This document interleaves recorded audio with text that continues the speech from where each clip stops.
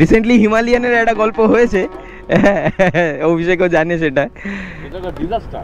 হ্যাঁ সেট হয়ে গেছে, সেট ফুল সেট, হ্যাঁ ফুল সেট, হ্যাঁ একদম ঠিক আছে, ব্যালেন্স একদম ওকে আছে, ঠিক আছে, ওকে চলো, হ্যাঁ টাটা। রাইডিং প্যান্ট পরে প্রথম ইনিশিয়ালি একটু অসুবিধা হয়, সিটটা দেখবে একটু এরকম মানে স্পোর্টি টাইপের, একটু উঁচু, আর ওই উঁচু জায়গায় এইটা না একটু স্লাইড করে বেরিয়ে। আমি একদম নেকেড স্কিনের ওপরে কিন্তু আমি রাইডিং প্যান্ট পরেছি, তাতে কিন্তু আমার ইচিং প্রবলেম বা কোনো রকম ইরিটেশন সেই ধরনের জিনিস একদম ফ্রন্টে শিনবোনের এখানে এই যে কাটিংটা না হলেও চলতো। এটা আমার ব্যক্তিগতভাবে মনে হয়েছে, এটা যদি ফুল কভার থাকতো বা একটু উঁচু থাকতো তাহলে সেক্ষেত্রে আমার মনে হয় একটু অ্যাডভান্টেজে থাকে। এবারে বল যে তোর বাইকের কি কন্ডিশন? বাইকের কন্ডিশন এখন কোনো কন্ডিশন নেই, এখন পর্যন্ত কতদিন হলো? 21।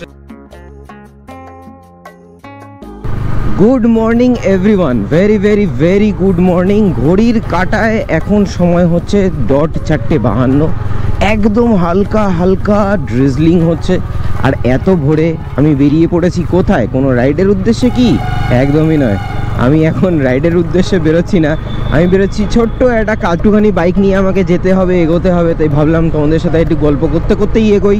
So welcome back to my channel everyone, I hope you guys are doing stupendous fantabulously ফ্যান্টাস্টিক্যাল।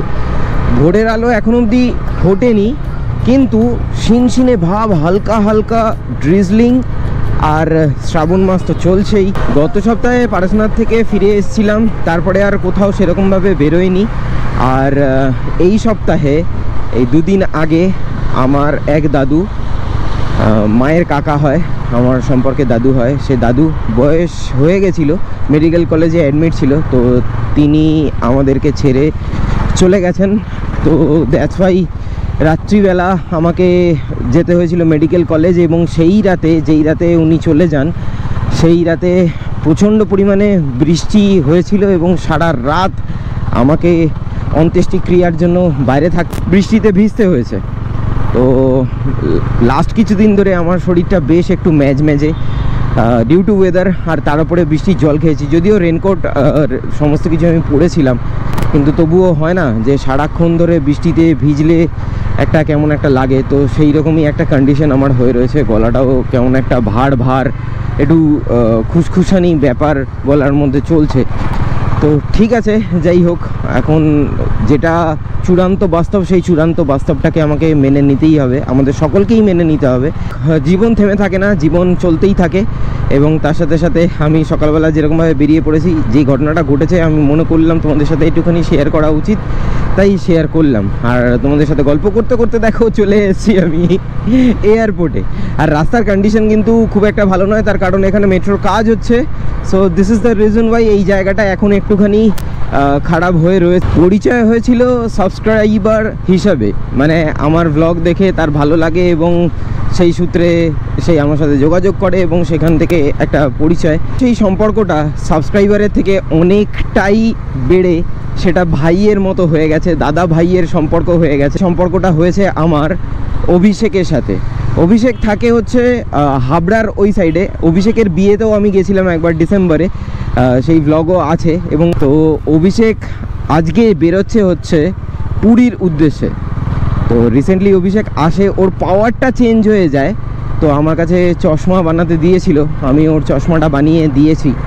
তো এখন ভোরবেলা ও যাচ্ছে, ওর কাছে স্পেয়ার চশমা আছে, কিন্তু নতুন যে চশমাটা রয়েছে সেই চশমাটা আমি ওকে দিতে এসেছি। অ্যাকচুয়ালি এটা হচ্ছে আমার মেন কাজ, কারণ আমি জানি চশমা ছাড়া, একদম প্রপার পাওয়ার ছাড়া তার বাইক চালাতে কতটা অসুবিধা হয়, এটা আমার থেকে ভালো আর কেউ বুঝবে না।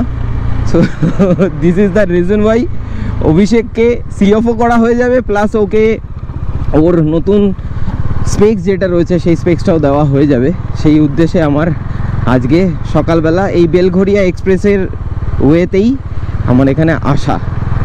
তো ওর সময় হয়ে গেছে, 5টার মধ্যে এখানে ঢুকবে, তো আমি এইখানটায় ফাঁকা জায়গায় একটুখানি দাঁড়াবো, ও আসবে, ওর সাথে একটু কথা বলবো, কথা বলে তারপরে চশমাটা দিয়ে আমি বেরিয়ে যাব। তো অভিষেকের কথা বলছিলাম, এই হচ্ছে অভিষেক, সকাল সকাল বেরিয়ে গেছে বৌদি ভাইকে নিয়ে পুরীর উদ্দেশ্যে, তাই তো।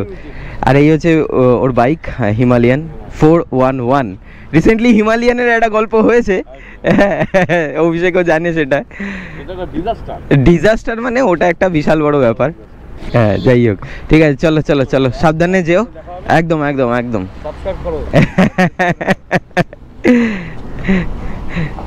হ্যাঁ হ্যাঁ হ্যাঁ যাও।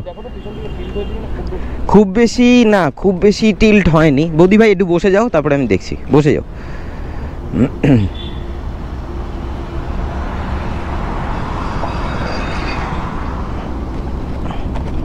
হ্যাঁ সেট হয়ে গেছে, সেট সেট ফুল সেট, হ্যাঁ হ্যাঁ ফুল সেট, হ্যাঁ একদম ঠিক আছে, ব্যালেন্স একদম ওকে আছে, ঠিক আছে।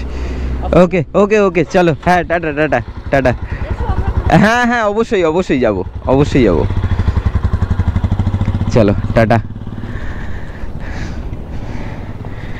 চলো হয়ে গেছে। অভিষেক চলে গেল পুরীর উদ্দেশ্যে, জয় জগন্নাথ। আর আমি এবার যাই বাড়িতে। হ্যাঁ সকালে ভোরের আলো মোটামুটি ফুটেই গেছে, আগে থেকে অনেকটাই অন্ধকার কেটে গেছে। আর যেটা বলার বিষয় সেটা হচ্ছে পারেশনাথ থেকে ফেরার পরে আমার বাইকে একটু হালকা ফুলকা একটা প্রবলেম দেখা দিয়েছে। তো সেটাও আমাকে চেক করাতে হবে। তো সেই জিনিসটার জন্য আমি একদমই সময় পাচ্ছি না। এই রিসেন্টলি মানে যে ঘটনাটা ঘটলো, যেমনটা বললাম আমার দাদুর ব্যাপারে, তো সেই জিনিসটার জন্য একদমই আমি সময় পাইনি। ইচ্ছে ছিল আমার এই উইকের মধ্যেই বাইকের কাজটা করে নেওয়ার, কারণ কখন বলতে কখন আমার তো কোনো ঠিক নেই, বেরোনো হয়ে যায়। উড়ে বাবা রে, উড়ে বাপ রে বাপ, কি অবস্থা রাস্তার, কি অবস্থা, মাই গুডনেস। যাই হোক চলো আস্তে আস্তে এবার আমি বাড়ির দিকে এগোই, আর তারপরে বাড়িতে গিয়ে দেখা হচ্ছে। করিয়ে নেব আমাকে চটজলদি বাইকের কাজ বা বাইকের একটু চেক আপ আমাকে করাতেই হবে, তো সেটা আমি করিয়ে নেব। ঠান্ডাটা কিন্তু বেশ ভালোই লেগেছে, যেমনটা মোটো ব্লগে আসার কথা বলছিলাম। আমার চোখের পাতার ওপরের এই পোর্শনটা খুব মানে ব্যথা ব্যথা, মানে ঠান্ডা লাগলে যেরকম হয় এক্স্যাক্ট ওই রকম ব্যথা ব্যথা টাইপের, একটু ভার ভার লাগে। অ্যান্ড অ্যাজ ইউজুয়াল লিকার চা। তোমাদেরকে একটা জিনিস আমার বলার রয়েছে, দ্যাট ইজ আমার নিজস্ব রাইডিং প্যান্ট এবং বুট পরে এই যে ট্রিপটা আমি করে এলাম, এই ট্রিপটাতে আমার কি এক্সপিরিয়েন্স হয়েছে। মানে আমার লোন রেঞ্জারের এই রাইডিং প্যান্ট আর এই হচ্ছে সোলেসের জুতো, এই দুটোর কি আপডেট। মানে আমি লোন রেঞ্জার দিয়ে শুরু করছি, সবার প্রথমে রাইডিং প্যান্টটা দিয়ে শুরু করছি। যবে থেকে আমি রাইড শুরু করেছি ঠিক তবে থেকে টিল ডেট টুডে আজ পর্যন্ত আমি ম্যাক্স টু ম্যাক্স যে কটা রাইড করেছি সব কটা কিন্তু জিন্স পরে এবং তার ওপরে নিগার্ড পরে। তো যত বড় বড় রাইড যা যা রয়েছে সব কিছু ইচ অ্যান্ড এভরিথিং আমি এখন রাইডিং প্যান্ট কিনেছি। তো রাইডিং প্যান্ট পরে প্রথম ইনিশিয়ালি একটু অসুবিধা হয়েছে। আমার টেলবোন সাপোর্টের যে প্রোটেক্টর যেটা রয়েছে সেই প্রোটেক্টরটা, এই যে যেটা আমি দেখিয়েছিলাম, এই পেছন থেকে বেরিয়ে এসছে ভালোবাসা, ওই রকম মজা করে দেখিয়েছি। যাই হোক, এই প্রোটেক্টরটা আমার যখনই আমি প্যান্টের ভেতরে মানে পেছনে থাকা অবস্থায় আমি যখনই সিটে বসছি, ডমিনারের সিটটা দেখবে একটু এরকম মানে স্পোর্টি টাইপের, একটু উঁচু, আর ওই উঁচু জায়গায় এইটা না একটু স্লাইড করে বেরিয়ে আসছে, যার জন্য আমি এগিয়ে যাচ্ছি। আর আমার অভ্যাস হচ্ছে ডমিনারে একটু হালকা পিছিয়ে বসা, হালকা, যাতে আমার মানে হাতটা লম্বা এবং আমি সুন্দরভাবে যেন স্টান্সটা নিতে পারি। আমার কমফোর্ট জোন ওটা, মানে ডমিনারের সেটিং পশ্চার অনুযায়ী ওটা আমার কমফোর্ট জোন। আর আমি বারবার পিছিয়ে আসছি, তো আমার একটু ঝটকা লাগছে, কেমন একটা লাগছে। এটা যদি আমি সাইড করে রাখি, বাকি কোয়ালিটিটা আমার বেশ ভালো লেগেছে। হাওয়া খুব ভালো মতো করে খেলে, খুব একটা বেশি প্রবলেম হয় না, মানে খুব এয়ারি ফিল হয় প্রথম কথা। দ্বিতীয় কথা হচ্ছে অনেক সময় দেখবে আমি নেকেড মানে অনলি আন্ডারওয়্যার ছাড়া আর কিছু পরিনি। সাধারণত নিয়ম হচ্ছে একটা পাতলা লাইনার পরে, একদম বেস লাইনার টাইপের হয় লোয়ার, যেটা পায়ের জন্য, তো সেটা পরে তারপরে কিন্তু রাইডিং প্যান্ট পরা। আমি একদম নেকেড স্কিনের ওপরে কিন্তু আমি রাইডিং প্যান্ট পরেছি, তাতে কিন্তু আমার ইচিং প্রবলেম বা কোনো রকম ইরিটেশন সেই ধরনের জিনিস হয়নি। যেটা হয়েছে সেটা হচ্ছে আমার হাঁটুতে এই যে এখানে ভেলক্রো লাগানো থাকে প্রোটেকশানের জন্য, তো প্রোটেকশানের ওইখানে একটু হালকা সাইড করে আমি একটুখানি লাগিয়েছিলাম, তো ওই ভেলক্রোটা হাঁটুতে একটু হালকা ঘষা খেয়েছে, দ্যাট ইজ ইট। এর বাইরে কিন্তু খুব একটা বেশি আমার সমস্যা হয়নি রাইডিং প্যান্ট পরে। আর সবথেকে বড়ো কথা, লোন রেঞ্জারের এই রাইডিং প্যান্টটা যে প্রাইস পয়েন্টে আসছে, এই প্রাইস পয়েন্টে দাঁড়িয়ে এই রাইডিং প্যান্টটার ট্যুরিং প্যান্ট এবং যদি কোয়ালিটি এবং পারপাস হিসাবে যদি আমি দেখি, তাহলে আমার মনে হয় ব্যক্তিগতভাবে ইট ইজ ওয়ার্থ। আরও একটা সত্যি কথা বলছি, একদিন রাইডিং প্যান্ট পরে কিন্তু এটার রিভিউ দেওয়া যায় না, তো আমাকে আবারও আরেকবার পড়তে হবে, আমি আবারও তোমাদেরকে জানিয়ে দেবো, যখন যখন যেরকম আমার ফিল হবে তখন তখন সেরকমভাবে আমি তোমাদেরকে জানা। এই হচ্ছে আমার সোলেসের বুট, একটু নোংরা হয়ে রয়েছে কারণ আসার পরে আমার আর সেরকমভাবে পরিষ্কার করা হয়নি। সোলেসের বুটটা আমার ভিজে ছিল বৃষ্টিতে ভিজলে ভাই মানে খুব বিরক্তি লাগে, পাটা প্যাচ প্যাচে হয়ে যায়, খুব বিরক্তি লাগে। কিন্তু আমার যেটা লেগেছে, আমি ওরাজো পরেছিলাম, ওরাজোর পরে যখন সোলেসের এই স্কাউট এটা পরলাম, এটা পরে কিন্তু আমার কিন্তু বেশ ভালোই লেগেছে। কুশানিং রয়েছে, মানে সোল যেটা রয়েছে আমরা যেখানে পাটা রাখি সেটা কিন্তু কুশান্ড, ওয়েল কুশান্ড, তো যার জন্য খুব একটা বেশি কিন্তু আমার প্রবলেম।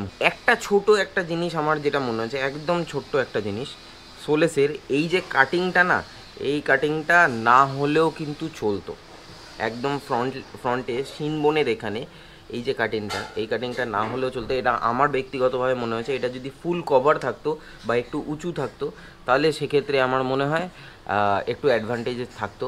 আর মোটামুটি ড্রিজলিংয়ে কোনো অসুবিধা হয়নি, যখন বৃষ্টি পড়েছে তখনও কিন্তু আমার কোনো অসুবিধা হয়নি। আমি যখন রাইড করছি তখন পাশ থেকে গাড়ি গেছে এবং সেই জলটা ছিটকে যখন ভেতরে ঢুকেছে তখন কিন্তু ভিজেছে, তার আগে কিন্তু আমার ভেতরে মানে ইনসাইডে পা ওয়েট ফিল হয়নি যতক্ষণ বৃষ্টি রানিং পড়ছিল, যতক্ষণ ইনসাইড থেকে মানে পায়ের এইখান থেকে যতক্ষণ না পর্যন্ত জল ঢুকেছে। যেটা মনে হলো সেই জিনিসটা তোমাদের সাথে শেয়ার করে দিলাম। Cheers and have a good life. অনেক দিন পরে এইটা লাগিয়েছি, অনেক দিন পরে শর্টগান মাইক। আর দাড়ি ফাড়ি কাটা হয়নি, দাড়ি কাটবো হচ্ছে শ্রাবণ মাস গেলে পরে। এখানে রয়েছে একটা অলিভ গ্রিন কালারের হোয়াইট অ্যাক্সেস, সুজুকি অ্যাক্সেস, আর একটা লাল হেলমেট, আশা করি বুঝতেই পারছো। আর যদি না বুঝতে পারো তাহলে তোমাদেরকে দেখিয়ে দিচ্ছি কে এসছে। আজাও আজাও আজাও।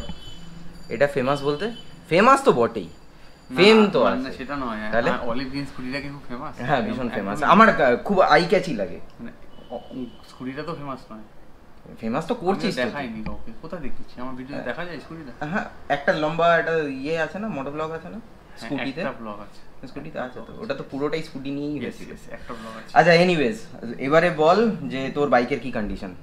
বাইকের কন্ডিশন এখনো কোনো কন্ডিশন নেই। এখনো পর্যন্ত কতদিন হলো? 15 দিন হয়ে গেছে।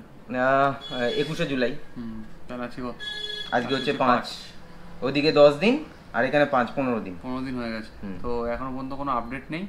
আমাকে তন্ময়দা একবারও ফোন করেনি, বাট আমি যখনবার ফোন করেছি ফোন রিসিভ করেছে এবং বলছিল পার্টস নিয়ে আনাতে সমস্যা হচ্ছে, টাইম লাগছে। ওকে, টাইমিং চেন লাস্টে পাচ্ছিল না, অন্য পার্টসগুলো চলে এসেছিল, টাইমিং চেন আসেনি। আচ্ছা, তারপর আজকে ফোন করেছিলাম, মানে আমার মানে বুঝতেই পারো গাড়ির 15 দিন ধরে ওখানে পড়ে আছে, খুব স্বাভাবিক ব্যাপার। তো আমি ফোন করাতে আজকে বললো হ্যাঁ টাইমিং চেন চলে এসছে, এখন তোমার যে ভালভগুলো আছে সেগুলো লেডে কাজ করাতে হবে, তো ওগুলো লেডে পাঠিয়েছে। আর আজকে টাইমিং চেন যেহেতু ঢুকে গেছে, আর বলছে 2 দিনের মধ্যে হয়ে যাবে। মানে এটা আশা করতে পারি আমরা এই যে উইকটা যেটা রয়েছে কাজ করিয়ে নেবে, এই উইকের মধ্যে তোর গাড়ি। না না না, ওটা আমি বুঝতে পারছি না ওদের কথা। আবার আমি বললাম যে তাহলে কি তোমরা আজকে মানে এই সপ্তাহে রবিবারের মধ্যে আমাকে ডেলিভার করে দাও তাহলে। আজকে মঙ্গলবার, সেটাই আমি বলতে যাচ্ছি। মঙ্গল বুধ বৃহস্পতিও যদি কাজ করো তাহলেও তো শুক্রবার শনিবার পড়ে থাকে, তাও যদি সেটাও কাজ করো তাও তো দিয়ে দেওয়া যায়, কারণ কতক্ষণ আর কাজ করতে হবে, একটা গাড়ির তো ইঞ্জিনিয়ারিং কাজ। তারপর আমাকে বলছে দেখছি, মানে মানে ওর কথায় আমি কনফিডেন্ট পেলাম না, কনফিডেন্স নেই। আচ্ছা তাহলে কিছু না কিছু হয়তো, মানে আমরা এত দূরে আছি আমরা বুঝতেও পারছি না আদেও পার্টস এসছে কি আসেনি, তাই না? ও তো বলছে এসে গেছে, তাহলে বিশ্বাস করাটাই আমাদের কাজ। এতদিন ধরে ফেলে রেখেছে, আমি মানে বুঝতে পারছি না, মানে একটা পার্টস আসতে কি এতদিন লাগে? যদি না মেলে তখন তো কিছু করার নেই, দেখা যাক। আর তার উপরে সবথেকে বড় কথা হচ্ছে হিমালয়ান 411 এর তো ওটা তো অবসলিউট হয়ে গেছে না, ওটা তো কোম্পানি তুলে নিয়েছে। এখনো আছে, অনেক আছে।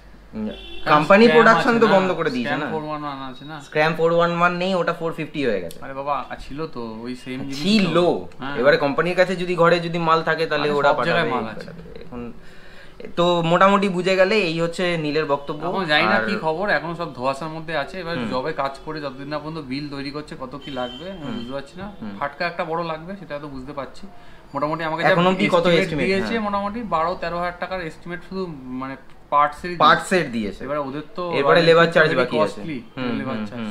আমি আবার বলেছি স্পেশাল মেকানিককে দিয়ে করাতে, এবার সে কি চার্জ নেবে না জানি না।